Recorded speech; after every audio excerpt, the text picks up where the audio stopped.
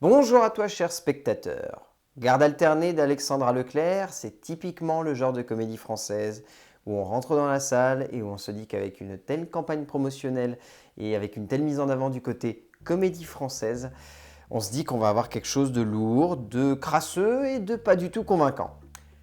Lorsqu'on sort de la salle, on se dit qu'on a vu quelque chose de lourd et de crasseux et d'extrêmement grossier, mais qu'étrangement, ça passe. Et c'est même plutôt drôle. Le résumé pour faire simple, Jean trompe sa femme Sandrine avec Virginie. Elle décide donc de lui mettre cela sous le nez, alors que son mari a décidé de ne plus voir Virginie et qu'il déprime. Sandrine va alors proposer à Virginie de prendre Jean en garde alternée. Et oui, parce qu'au final, Alexandra Leclerc, malgré un film qui, si je me souviens bien, est sorti il y a 2 ans qui s'appelait Le Grand Partage, et qui était très mauvais, il faut le reconnaître, elle réussit à créer un pur vaudeville. Genre vraiment le type de vaudeville qu'on aime bien voir en salle de cinéma. C'est pas un vaudeville qui brille par son inventivité, ou par sa subtilité, ou par une certaine élégance. Loin de là, c'est même plutôt assez irrévérencieux comme type de vaudeville.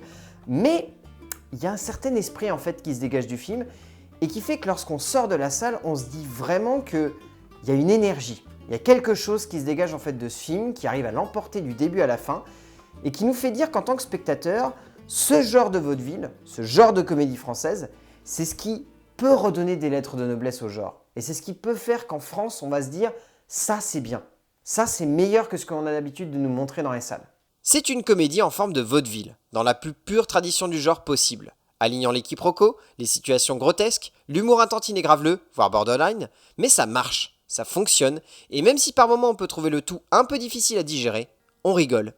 Oui, c'est extrêmement convenu. Oui, on devine à l'avance tout ce qui se passe. Oui, c'est par moments un peu trop gras et ras des pâquerettes, mais en tant que tel, cela reste surprenant, voire même assez jubilatoire dans son genre. Parce qu'en termes d'écriture, Alexandra Leclerc, elle veut avant tout jouer sur une dynamique de relation entre les personnages. Une dynamique de relation qui va investir en fait tout le récit et créer quelque chose d'assez particulier, c'est-à-dire que le comique ne va pas forcément germer au fur et à mesure des dialogues, mais au fur et à mesure que les personnages se croisent et se décroisent. De là, le film arrive à gagner une vraie énergie. Le film arrive à gagner quelque chose de fort.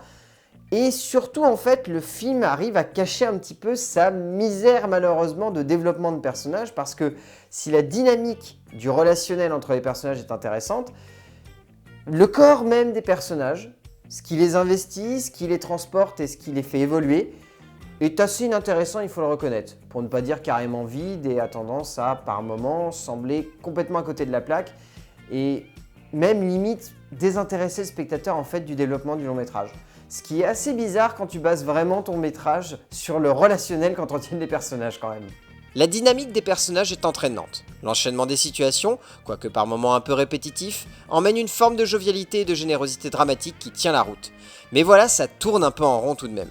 Le souci venant également d'une fin vraiment étrange, voire limite grotesque, qui ne donne pas vraiment plus que cela de contexte au film et fait limite perdre pied à toute l'histoire, car ce qui devrait être une remise en cause des personnages est utilisé comme un élément comique, vraiment à côté de la plaque. En termes de mise en scène, Alexandra Leclerc, elle fait au plus simple. Donc, elle met en scène des situations et donc pour le coup, elle se sert avant tout d'un comique de situation. Ce comique de situation met donc en avant encore une fois la dynamique de relation entre les personnages et le film se centre vraiment là-dessus.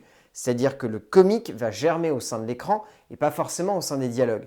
Ce qui va germer par le biais des dialogues, c'est surtout les interprétations des acteurs qu'on va voir ensuite. Mais en termes de pure mise en scène, elle cherche vraiment à jouer sur la surprise qui va germer au sein du cadre. C'est-à-dire qu'en gros, le comique arrive au moment où on ne s'y attend pas. C'est-à-dire qu'il y a vraiment des situations où on se dit « Oh, c'est plutôt plan-plan, genre la vie de famille, le quotidien, etc. » Et d'un seul coup, le comique arrive. Je vous donne un exemple très simple. La première scène, en fait, où Sandrine va avouer à Jean qu'il la trompe, et qu'il faut qu'elle le crie aux yeux de tout le monde, c'est elle qui va débarquer en plein milieu de son cours, en amphi, et qui va se poser et qui va commencer à poser des questions en faisant croire que c'est des citations de grands auteurs de la littérature, alors qu'en fait, pas du tout. C'est simplement des citations de SMS que Jean envoie à Virginie. C'est une situation qui est très intéressante parce que du coup, ça montre en fait la manière avec laquelle Alexandra Leclerc a tendance à faire germer le comique au sein de son cadre.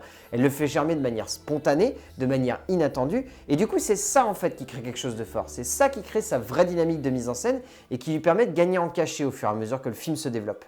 Leclerc s'en sort plutôt bien dans le genre, il faut l'avouer, car là où dès la bande-annonce on sentait une comédie graveleuse et complètement débile se pointer, elle réussit le tour de force de proposer un hommage au vaudeville dans ce que celui-ci a de plus loufoque et enjoué. Dommage qu'elle ne parvienne pas à rythmer tout cela avec autant de justesse et d'énergie qu'elle le voudrait, car si l'on avait eu soit un peu moins de longueur, soit un peu plus de dynamisme dans l'enchaînement des situations, cela aurait certainement mieux fonctionné. Au niveau du casting, ce trio fonctionne à merveille. Il fonctionne à merveille en fait parce qu'on sent qu'il y a une vraie dynamique qui s'entretient entre chacun des acteurs. Que ce soit Valérie Bonneton, que ce soit Isabelle Carré ou que ce soit Didier Bourdon qui, même si est un petit peu lourdingue et pâteau, marche plutôt bien quoi. Genre vraiment marche plutôt bien et apporte vraiment quelque chose de un peu, voilà, de coussiné en fait à son personnage. On sent que c'est un mec qui est fier de lui, qui est content en fait de réussir son plan et que d'un seul coup, ces deux femmes vont venir foutre la merde. Et en plus, ce qui est intéressant au-delà de ça, c'est de montrer que Valérie Bonneton est un personnage complètement allumé. C'est elle quasiment qui porte tout le film.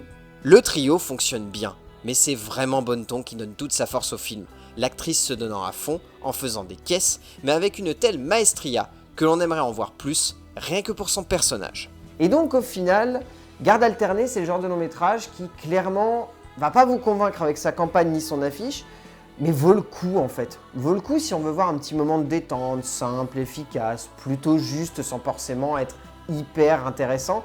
C'est typiquement le genre de film devant lequel on laisse son cerveau de côté et où on se dit qu'on va prendre un petit moment fun, qu'on va le savourer tel quel et advienne qui pourra au niveau de sa qualité et au niveau de son avancée. En fait, Garde alternée d'Alexandra Leclerc, moi je trouve que c'est un long métrage qui vaut le coup, mais en fonction de la vie de chacun, ça peut être différent. Mais je vous conseille quand même de le voir en salle parce que ça peut être fun et vous pouvez vous amuser devant. Donc pourquoi pas. A plus.